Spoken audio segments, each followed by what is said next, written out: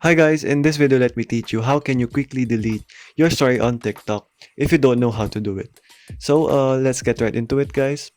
So this is just a very basic tutorial. So when you are signed into your TikTok, so let's try and add a random story here so I could demonstrate to you guys on how you can easily do this. So for example, you've added a story here. So you just added a story.